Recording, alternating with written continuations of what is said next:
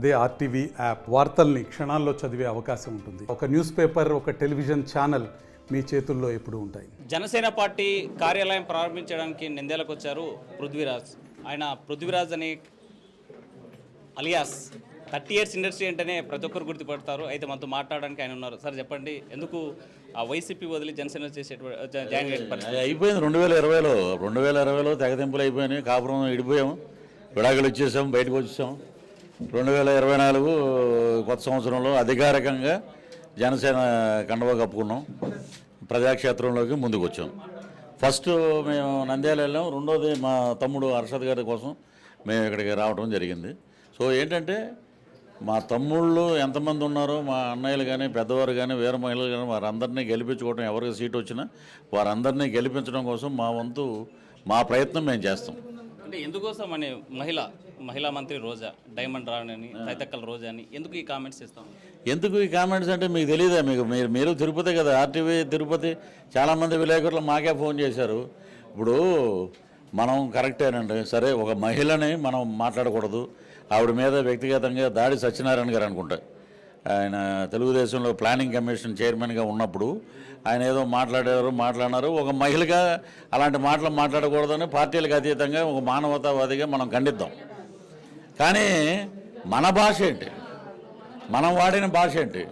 మనం మాట్లాడడం దరిద్రులు అంటాం, ఎందుకు పనికిరాని ఎదవలు అంటాం, ప్యాకేజీ స్టార్ అంటాం, చంద్రబాబుకి దత్తపుత్రుడు అంటాం. వీళ్ళేమో చూసారా? దత్తత అంటే అసలు అర్థం తెలుసండి, ఒక పెద్ద యాగం చేసి వేద పండితుల సమక్షంలో ఒక వంశం నాశనం అయిపోతే ఇంకో వంశంలోకి ఎవరినైనా పిలిస్తే దత్తపుత్రుడు అంటారు. ఇలాంటి మరి చూసారుగా, బూతుల యూనివర్సిటీ మంత్రులు ఎన్నో రకాలుగా మాట్లాడారు. వాటి గురించి మేము పట్టించుకోం. మేము ఏంటంటే వీళ్ళ కాలం కూడా అయిపోయింది. నగిరి దగ్గర ఉన్న వాళ్ళందరూ ఇప్పుడు ఆమె కుప్పం నియోజకవర్గం కదా నిలబడింది, ఆమె నగిరి అనుకుంటా, నగిరి ఆ చుట్టుపక్కలంతా మనకు చెన్నై వెళ్ళేటప్పుడు మొత్తం తమిళన్స్ ఎక్కువ అక్కడ ఉండే జనం. ఆవిడ అందరినీ తిడుతుంది. రజనీకాంత్ గారు వస్తే ఆయన్ని తిట్టారు.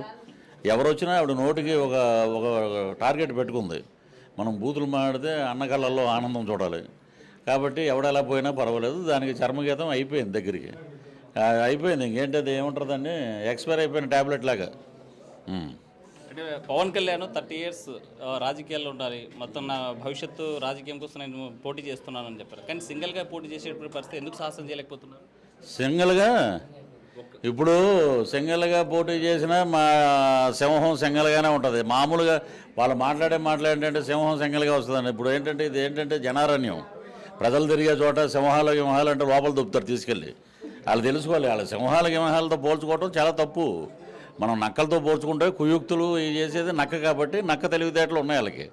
ఇప్పుడు ఏంటంటే పవన్ కళ్యాణ్ గారు పొత్తున్నా లేకపోయినా కూడా ఆయనకి ఎన్ని సీట్లు ఇవ్వాలో ఏంటి ఇవ్వాలో ఈసారి ఎక్కడ నిలబెట్టాలనేది ఆంధ్ర రాష్ట్ర ప్రజలు డిసైడ్ చేశారు బ్రహ్మాండంగా. కానీ ఇప్పుడు పొత్తు పెట్టుకోవాల్సిన బాధ్యత ఎందుకు వచ్చిందంటే, మొన్నటి వరకు ఎక్కడైనా సరే మా ఇంట్లో పెళ్ళండి, ఏమంటే ఒక సంవత్సరంలో పెళ్లి జరుగుద్దండి, మా పాపకో బాబుకో పెళ్ళి అవుతుందని చెప్తాం. కనపడిన ప్రతిసారి ఏమంటే మా అబ్బాయికి పెళ్ళండి, మా అమ్మాయికి పెళ్ళండి అంటే వీడికి ఏమన్నా మెంటలే అంటారు మామూలుగా. నేను అనేది పొత్తు పెట్టుకోకపోతే పొత్తు ఎందుకు పెట్టుకోరు అంటాడు ఆయన. ఇది చెప్పి పెట్టుకోవాలి. ఇప్పుడు ఏమన్నా మీరు చేసే పనులు మాకేం చెప్తున్నారా? ఆ కొండలు దోచేసుకుంటున్నారు, రాష్ట్రాన్ని దుమ్ము దోచేసుకుంటే మాకేం చెప్పారా? ఇలాగా ప్రతిదీ వాళ్ళకి చెప్పాలి, ప్రతిదీ వాళ్ళే నడిపిస్తారు మమ్మల్ని. మేము ఇప్పుడు ఇక్కడ ఆఫీస్ పెట్టుకుని ఇంత పెద్ద లీడరు, ఇంతమంది కార్యకర్తలు, ఇంతమంది వీర మహిళలు జనసేనలో పనిచేస్తుంటే ఎందుకు పనిచేస్తున్నారు అంటే ఇది ఎలా ఉందంటే, ఇక్కడ ఎవరు సత్తా ఏంటి అనేది ప్రజాక్షేత్రంలో మీరు సేవ చేసండి, గెలవండి, దానికి మేము రెడీ అంటాం ఎప్పుడైనా సరే. పొత్తు పెట్టుకున్నాం, అవసరం ఒక బలమైన ఒక వర్గాన్ని కొట్టాలంటే అందరూ కలవాలి, అందరూ కలిస్తేనే ఇది బ్రహ్మాండంగా ఉంటుంది అనేది మొన్న రాజమండ్రి సెంట్రల్ జైల్లో వారు మాట్లాడటం, వారు మద్దతు పలకటం, 2 జెండాల కలయిక అద్భుతం. ఇప్పుడు ఆ అద్భుతం నుంచి కూటమి ఏర్పడే దిశగా వచ్చింది, కూటమి ప్రభుత్వం ఏర్పాటు చేసే దిశగా వచ్చింది. 136 స్థానాలు అసెంబ్లీ, 21 పార్లమెంటు స్థానాలు గెలుచుకుంటుంది. రికార్డ్ చేసి ఆర్టీవీలో విజయం రోజున వేయండి. రేపు ఎలక్షన్ పోలింగ్ అయిపోయాక 11 గంటలకు ఎక్కడోళ్ళు అక్కడ సర్దుకొని బయలుదేరటమే. ఫ్లైట్లో ఉన్నవాడు ఫ్లైట్లో వెళ్తాడు, బై రోడ్ వెళ్ళేవాడు బై రోడ్ వెళ్తారు. మనకు తెలిసిపోద్ది 11 గంటలకి ట్రెండ్. మీరు చెప్పినటువంటి కొండపైన ఎస్వీబీసీ ఛానల్కి మీరు చైర్మన్ కనిపించలేదా? కొండ కింద అండి, కొండపైన చాలా ఉన్నాయి అరాచకాలు. కొండ కింద సరే మీరు అడిగారు కాబట్టి ఇప్పుడు ఏంటంటే పురుడు పోసా కూడా ఆ పురుడి వాసన పోదని వాళ్ళు చేసిన దానికి మేము బలయ్యాం. సరే మరి ఒక పక్కన అంబటి రాంబాబు గారు గంట అరగంట, ఆయనేమో అవంతి శ్రీనివాస్ గారు ఏటి నువ్వు వచ్చే నువ్వు ఏదో అని ఆయన, ఇటు పక్కనేమో మనకి పోర్న్ సెక్స్ వరల్డ్లో పోర్న్ సెక్స్లో 6th ప్లేసో 5th ప్లేస్లో ఉంది ఏదో హిందూపూర్ గోరంట్ల మాధవ్ గారిది. వీటి గురించి ప్రశ్నించలే, ఓన్లీ అంబటి రాంబాబు గారి గురించి అడిగితే అంబటి రాంబాబు గారిది పర్ఫెక్టే, అవంతి శ్రీనివాస్ అడిగితే పర్ఫెక్టు, గోరంట్ల మీద అదే మావోడిది కాదండి అంటే ఇల్లు మావోడిది కాదంటే అసలు ఏంటంటే దాంట్లో అర్థం అంటే మీరేమైనా చూసారా? మావోడిది కాదు మావోడిది కాదు అది అని ఇలాగే వెనకేసుకొచ్చారు. మరి పృథ్వీరాజుని ఎందుకు అంటున్నారు? పృథ్వీరాజు ఏమన్నా మీ దగ్గర ఏమైనా ఆస్తులు దోచుకున్నాడా, లేకపోతే మీ డబ్బులు ఏమైనా లాక్కున్నాడా, మీ వనరులు ఏమైనా అడిగాడా, ఎంపీ సీట్లు అడిగాడా? లేదు కదా. ఎప్పుడైనా సరే నాయకుడు అనేవాడు ఎలా ఉండాలంటే ఏకపక్షంగా ఉండాలి నిర్ణయం, ఏకపక్షంగా ఉండి ఇరువురిని పిలిచి ఎక్కడ తప్పు జరిగింది అని అంటే హ్యాట్స్ ఆఫ్ అని చెప్పి మేము మా దారిని మేము వెళ్ళాం, పక్కకి వెళ్ళిపోయాం. మేమే రిజైన్ చేసాం, మేమే బ్లడ్ శాంపిల్ ఇచ్చాం. అక్కడ ప్రెస్ క్లబ్లో ప్రెస్ మీట్ పెట్టి నీ పదవి నువ్వు ఇచ్చావు, మేము రిజైన్ చేస్తాం, తీసుకో నీ పదవి, నీకు కావాలంటే ఇప్పుడు ఇచ్చి పడేసేవాళ్ళం. అక్కడ ఏంటంటే ఆయన ఉన్నాడు కదా కొండలు వెలసిన కోనేటి రాయుడు వెంకటేశ్వర స్వామి. వెంకటేశ్వర స్వామిని మన గుప్పిట్లో ఏమంటే దేవుడిని ఎవడైనా గుప్పిట్లో పెట్టుకుంటాం, అలాంటి వ్యక్తి మన సుబ్బారెడ్డి గారు. మరి ఈ రోజున మరి అదే నేను రెడ్డి అయి ఉంటే జీవితకాలం అక్కడే ఉండేవాళ్ళం. జీవితకాలం అబ్బా మా ఓడు బ్రహ్మాండం అండి, మా ఓడు ఇది అండి, మా ఓడు అదండి అనేవారు.